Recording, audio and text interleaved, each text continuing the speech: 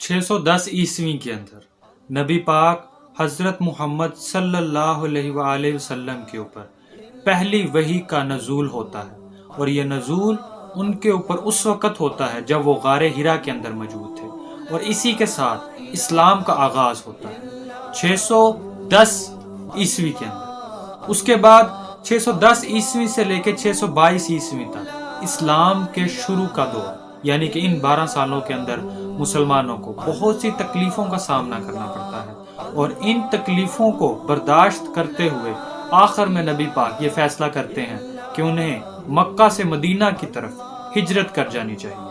तो वो मदीना की तरफ हिजरत कर जाते हैं।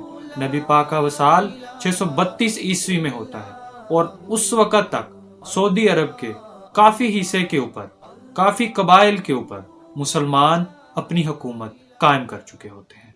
632 से लेकर 644 यानी कि हज़रत उमर के दौर तक मुसलमान 3 बर्रे आज़मों तक अपनी हुकूमत को फैला चुके होते हैं। बिस्मिल्लाहिर्रहमानिर्रहीम। आप देख रहे हैं हलचल न्यूज़। मैं आपका अपना होस्ट हशाम बेग।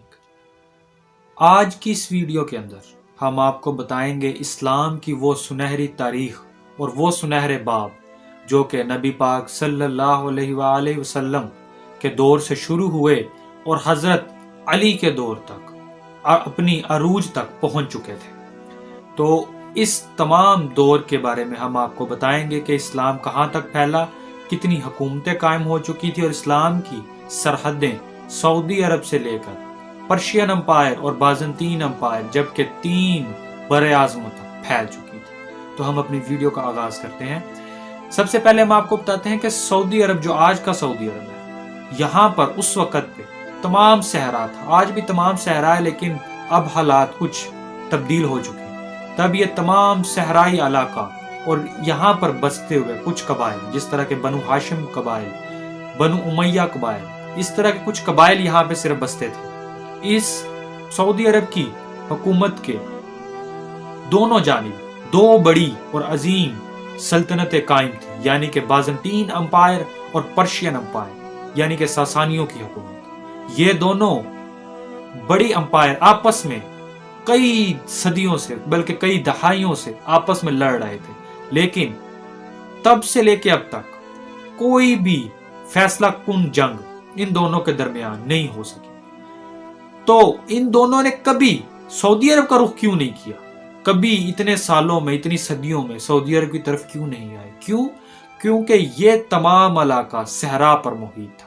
सहरा ही सहरा था। यहाँ पर कोई नहरी निज़ाम नहीं था, कोई आपाशी नहीं थे, कोई रहने के वसाइल नहीं थे, बुनियादी वसाइल तक यहाँ पर मौजूद नहीं थे। इसलिए दोनों में से किसी भी सल्तनत ने इस तरफ आने का जोखिम नहीं उठाया। इसके बाद नबी पाक की पैदाइश होती है 570 ईस्वी के अंदर। 570 ईस्वी से लेके 610 ईस्वी तक नबी पाक पूरे मक्का के अंदर सादक और अमीन के लक़ब से मशहूर हो जाते हैं। 610 ईस्वी के अंदर नबी पाक के ऊपर, नबी पाक सल्लल्लाहु अलैहि वसल्लम के ऊपर पहली वही का नज़ूल गारे हिरा के अंदर होता है, और इसी के साथ इस्लाम की शुरुआत होती है। इस्लाम के शुरुआती दिन यानी कि 622 ईस्वी तक पहले 12 साल, ये 12 साल मुसलमानों को बहुत ही तकलीफ और बहुत ही आजमाइश के अंदर मुब्तला कर देते हैं, क्योंकि इन 12 सालों के अंदर कोई भी बड़ा कबाइल इस्लाम मुकम्मल तौर पे कबूल नहीं कर चुका होता। इसलिए नबी पाक को हुक्म होता है कि वो मक्का से मदीना की तरफ हिजरत कर जाए। तो वो मदीना की तरफ हिजरत कर जाते हैं 622 ईस्वी के अंदर, और यहीं से इस्लामी कैलेंडर का आगाज होता है, यानी कि हिजरी का, जो आज हम हिजरी की बात करते हैं, ये तब आगाज हुआ इसका 622 ईस्वी के बाद। 622 ईस्वी से लेकर 632 ईस्वी तक इस्लाम ने कुछ छोटे छोटे कबीलों के ऊपर फतह हासिल की, जिस तरह मक्का भी फतह हो गया था और मदीना भी। ये 2 इस्लामी रियासतें तब तक बन चुकी थी, और 632 ईस्वी के अंदर नबी पाक का विसाल हो जाता है, और इसी के साथ खुलफा राशिदीन यानी कि खलीफा का दौर शुरू होता है। इस्लाम के पहले खलीफा हजरत अबू बकर सिद्दीक حضرت ابو بکر صدیق نبی پاک کے رشتے کے اندر سسر بھی تھے، تو یہ اسلام کے پہلے خلیفہ بنے حضرت ابو بکر صدیق۔ حضرت ابو بکر صدیق کا دور خلافت بہت تھوڑا سا تھا، صرف 2 سال کا دور خلافت تھا، 632 سے 634 ہجری 634 عیسوی تک۔ اس وقت کے اندر تمام سعودی عرب کے جتنے بھی قبائل تھے کافی حد تک سعودی عرب کے اوپر مسلمان اپنا غلبہ کر چکے تھے۔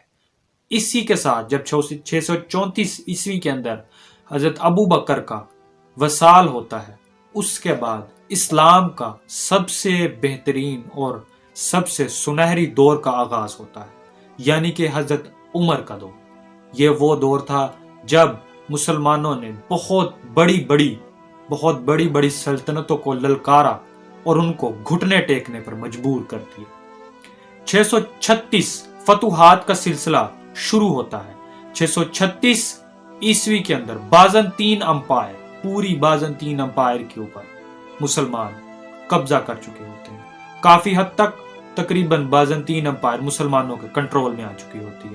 اسی کے ساتھ اگلے ہی سال 637 عیسوی کے اندر تمام ساسانین یعنی کہ پرشین امپائر، اس کے اوپر بھی مسلمان اپنا قبضہ کر چکے ہوتے ہیں اور یہاں پر بھی اپنے گورنر قائم کر چکے ہوتے ہیں۔ گورنر نظام بھی یہیں سے شروع ہوا۔ اسی کے ساتھ 638 کے اندر یروشلم، آج کا اسرائیل جہاں پر موجود ہے، یہاں تک مسلمان پہنچ چکے ہوتے ہیں۔ مسجد اقصی بھی مسلمانوں کی حدود کے اندر آ چکی ہوتی ہے۔ اس کے بعد آگے 639 عیسوی کے اندر مصر یعنی کہ ایجپٹ، اس کے اوپر مسلمانوں کی حکومت قائم ہو چکی ہوتی ہے۔ اسی کے ساتھ 641 2 سال بعد عراق تک فتح ہو چکا ہوتا ہے۔ تو اتنی بڑی تمام فتوحات کا سلسلہ حضرت عمر کے دور میں شروع ہوتا ہے اور 3 بر اعظموں تک مسلمانوں کی حکومت قائم ہو چکی ہوتی ہے۔ ان بڑی حکومتوں کو مسلمان گھٹنے ٹیکنے پر اپنی ایمان کی قوت سے مجبور کر دیتے ہیں، جن حکومتوں نے آپس میں لڑتے ہوئے کئی صدیاں گزار دی لیکن کوئی بھی فیصلہ کن جنگ نہ کر پائے۔ اسی کے ساتھ حضرت عمر کا دور ختم ہوتا ہے، لیکن حضرت عمر کے دور کے اندر فتوحات کے ساتھ ساتھ گورنر نظام اور اکاؤنٹ ڈیٹیل یعنی کہ جو کھاتہ سسٹم ہے، جتنا بھی نظام ہے آج کل، یہ جو رجسٹر فائل سسٹم ہے، یہ بھی حضرت عمر کے دور میں ہی شروع ہوا تھا۔ حضرت عمر کے دور کے بعد اگلا دور آتا ہے حضرت عثمان غنی رضی اللہ تعالیٰ عنہ کا۔ یہ دور 644 سے لے کر 656 عیسوی تک قائم رہتا ہے۔ اس دور کے اندر حضرت عثمان کے دور کے اندر ہی مسلمانوں کے اندر آپسی رنجشیں اور فتنے کھڑے ہونا شروع ہوتے ہیں۔ حضرت عثمان کے دور میں ہی مسلمانوں میں نے ایک بہت ہی بڑی کامیابی سر انجام دیتے ہیں، یعنی کہ پہلی دفعہ حضرت عثمان کے دور کے اندر پہلی دفعہ قرآن پاک کی عملی تشکیل دی جاتی ہے، یعنی کہ آج جو قرآن پاک ہم پڑھتے ہیں یہ حضرت عمر کے دور میں ہی بتدریج اور بترتیب اس کو بنایا گیا اور اس کو ایک سانچے میں ڈھالا گیا۔ حضرت عثمان کے دور کے بعد اگلا دور آتا ہے حضرت علی شیر خدا مولا علی کا۔ حضرت علی نبی پاک صلی اللہ علیہ وآلہ وسلم کے بہت ہی عزیز اور ان کے گھرانے میں سے تھے۔